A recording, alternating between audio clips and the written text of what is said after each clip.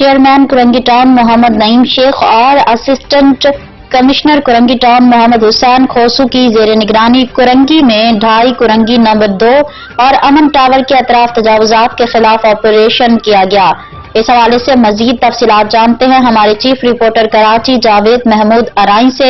جی کیا تفصیلات ہیں آپ کے پاس، بتائیے گا۔ بالکل، چیئرمین کرنگی ٹاؤن محمد نعیم شیخ اور اسسٹنٹ کمشنر کرنگی ٹاؤن محمد حسین کھوسو کی زیر نگرانی کرنگی میں کرنگی 2.5 کرنگی نمبر 2 اور امن ٹاور کے اطراف میں تجاوزات کے خلاف آپریشن کیا گیا ہے۔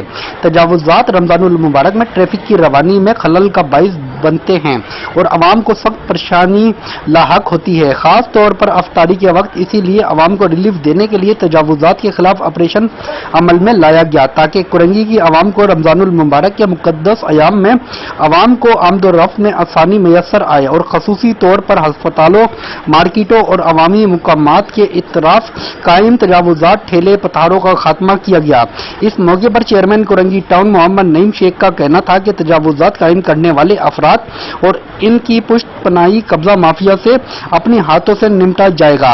تجاوزات کے خلاف آپریشن کے دوران سرکاری عملے کو قبضہ مافیا اور تجاوزات قائم کرنے والوں کی جانب سے مزاحمت کا سامنا کرنا پڑا، تاہم قانون نافذ کرنے والے اداروں کی مدد سے اس مسئلے سے نمٹا جائے گا۔ اسسٹنٹ کمشنر کرنگی ٹاؤن محمد حسین کھوسو کا کہنا تھا کہ رمضان المبارک میں عوام کو زیادہ سے زیادہ سہولتیں فراہم کرنے کے لیے دن رات کام کر رہے ہیں۔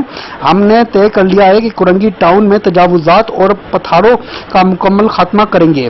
اس موقع پر ڈائریکٹر اینٹی انکروچمنٹ محمد کاشف، ڈائریکٹر سیکیورٹی محمد عامر، ڈائریکٹر چارجڈ پارکنگ سلیم انقلابی اور دیگر بلدیاتی افسران بھی موجود تھے۔